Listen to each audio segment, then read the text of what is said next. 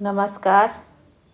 तिङन्त प्रकरण के व्याख्यान संख्या 5 में सभी का स्वागत है। अब तक हमने भू धातु के लट लकार की सिद्धि प्रक्रिया पर्यंत अध्ययन कर लिया है।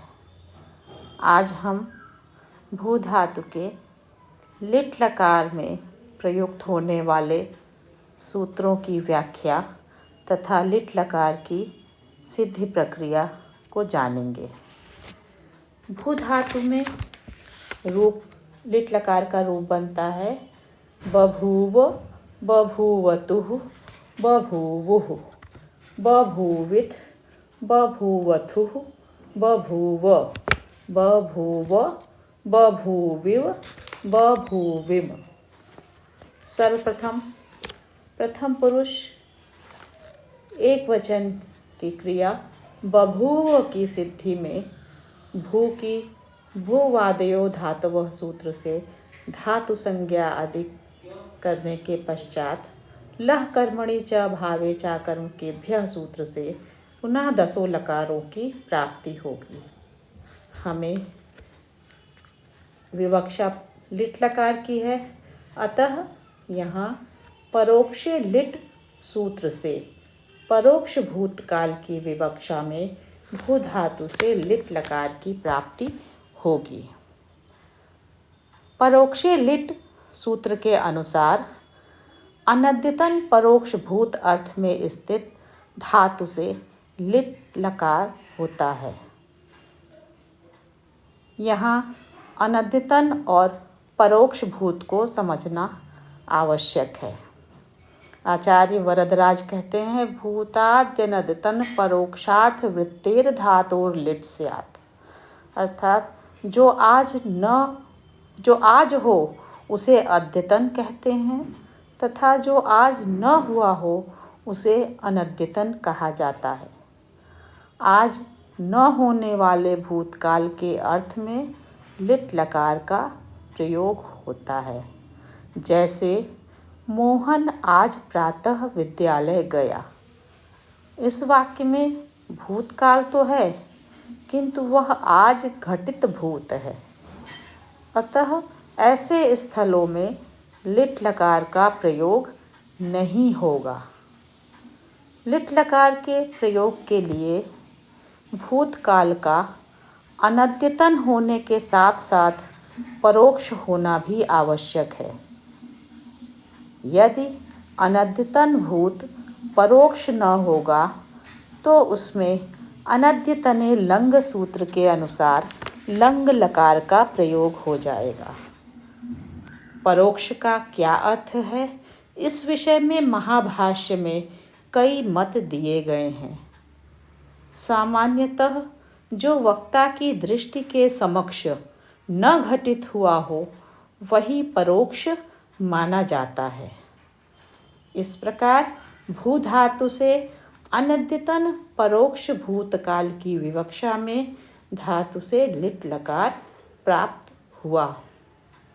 लिट के अनुबंधों का लोप करके ल स्थिति हुई। लकार के स्थान पर प्रथम पुरुष एक वचन का प्रत्यय तिप आया। इस पर अग्रिम सूत्र की प्रवृत्ति होती है परस्मै पदानाम णल अतुस्सुस् थल अथुस्स णल वमाह, अर्थात लिट के स्थान पर आदिष्ट तिप तस झी आदि 9 परस्मै पद प्रत्ययों के स्थान पर क्रमशः णल अतुस उस, थल अथुस अ, णल व और म आदेश हो जाते हैं। तिप आदि विभक्तिश्च सूत्र से विभक्ति संज्ञक थे, अतः स्थानिवद भाव से णल आदि भी विभक्ति संज्ञक होते हैं। इसमें तिप एवं निप के स्थान पर आने वाले णल के णकार की चुटु से तथा लकार की हलन्त्यम सूत्र से इत संज्ञा हो जाती है और तस्य लोपः से उसका लोप हो जाता है, अकार शेष रहता है। थल के ल की भी इत संज्ञा होती है उसका भी लोप हो जाता है। अतुस, उस एवं अथुस के अंतिम सकार की भी इत संज्ञा की प्राप्ति होती है, किंतु न विभक्तौ तुस्माः, यह सूत्र उसका निषेध कर देता है। फलस्वरूप इत संज्ञा का निषेध हो जाता है। अब हमारे पास स्थिति है भू ती। यहाँ ती के स्थान पर णल आदेश हुआ। यथासंख्यम अनुदेशः समानाम के अनुसार यह आदेश क्रमानुसार होंगे, अतः तिप को णल आदेश की प्राप्ति हुई। अग्रिम सूत्र प्रवृत्त होता है भुवो वुग लुंग लिटोह। इस सूत्र के अनुसार लुंग या लिट संबंधी अच परे होने पर भू को वुग का आगम होता है। भू अ, इस स्थिति में भू के बाद लिट संबंधी अच अ है, अतः यह सूत्र यहाँ प्रवृत्त हो जाएगा और भू को वुग का आगम हो जाएगा। वुग में क की हलंत्यम से इत संज्ञा तथा उकार उच्चारणार्थक है, प्रक्रिया के लिए व शेष बचता है। आद्यंतौ टकितौ सूत्र के निर्देशानुसार यह वुक आगम भू का अंत्य अवयव बनता है। यदि आगम कित है तो वह जिसे होगा उसका अंत्य अवयव बनेगा, तथा यदि आगम टित है तो वह आगम जिसे होगा उसका आदि अवयव बनेगा। यहाँ वुक भू का अंत्य अवयव बना। स्थिति हुई भू व अ। अगला सूत्र लिट धातोर अनभ्यासस्य, अर्थात लिट परे होने पर अनभ्यास धातु के अवयव प्रथम एकाच को द्वित्व हो जाता है। यहाँ भू व अ इस स्थिति में भू व ये प्रथम एकाच भाग है, जिसे हम प्रकृत सूत्र से द्वित्व कर देंगे। फलतः स्थिति बनेगी भू व अ। पूर्वोभ्यासः सूत्र के अनुसार जो दो उच्चारण कहे गए हैं उनमें पूर्व की अभ्यास संज्ञा हो जाएगी, अर्थात भू व अ की स्थिति में प्रथम भू व का नाम अभ्यास रख दिया जाएगा, अर्थात उसकी अभ्यास संज्ञा इस सूत्र से हो जाएगी।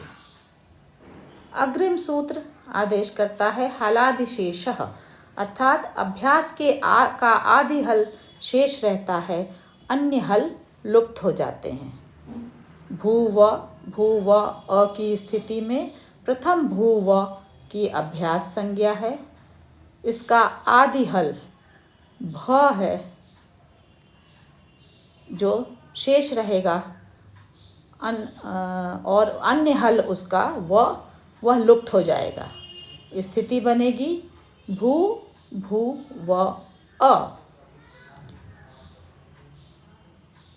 प्रक्रिया में अग्रिम सूत्र ह्रस्व प्रवृत्त होता है, जिसके अनुसार अभ्यास के अच के स्थान पर ह्रस्व आदेश हो जाता है। भू व अ में अभ्यास भू है, इसको ह्रस्व आदेश करके स्थिति हुई भू व अ। अगला सूत्र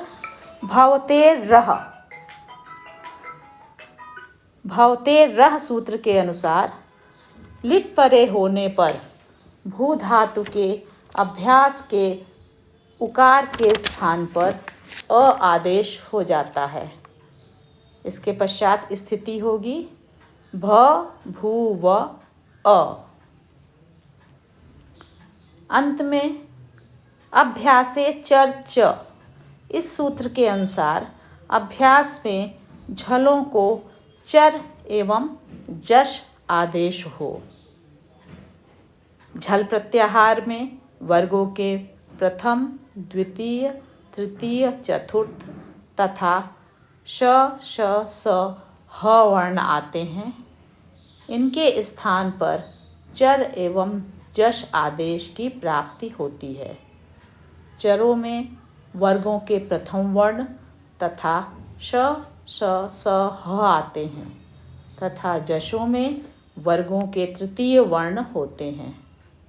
इस प्रकार से श, श, स के स्थान पर श, श, स आदेश हो जाता है। हकार के स्थान पर एक विशेष सूत्र कुहोश चुह की प्रवृत्ति होती है।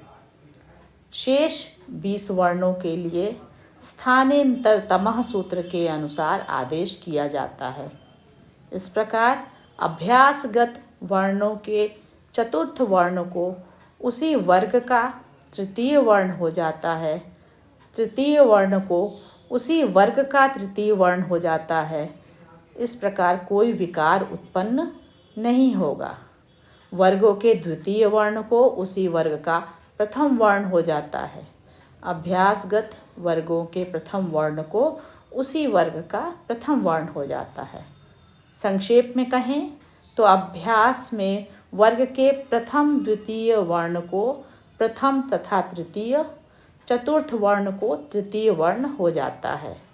इस प्रकार भ, भू व अ में अभ्यासे चर्च सूत्र से अभ्यास के झल भकार के स्थान पर जश बकार आदेश होकर ब, भू व अ स्थिति हुई।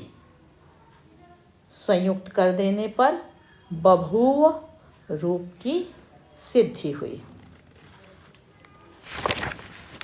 द्विवचन में बभूवतुः की प्रक्रिया लिट लकार, लिट में लकार के स्थान पर तस को णल अतुसुस थल अथुस णल वमाह सूत्र से तस को अतुस आदेश और पूरी प्रक्रिया पूर्ववत करने पर बभूवतुः रूप सिद्ध हुआ। इसी प्रकार बभूवुः की प्रक्रिया में झी के स्थान पर उस आदेश करके द्वित्वादि कार्य अभ्यास संज्ञा संपूर्ण प्रक्रिया पूर्ववत करते हुए बभूवुः रूप सिद्ध होगा। मध्यम पुरुष एक वचन में रूप बनाना है बभूविथ। यहाँ परोक्षे लिट से लिट लकार, ल लकार को ल अनुबंधों का लोप करके ल आदेश, मध्यम पुरुष एक वचन का प्रत्यय सिप और सिप को भी थल आदेश हुआ। यहाँ एक अन्य सूत्र प्रवृत्त होगा लिट च। इसके अनुसार लिट के स्थान पर आदिष्ट तिंग की आर्ध धातुक संज्ञा हो।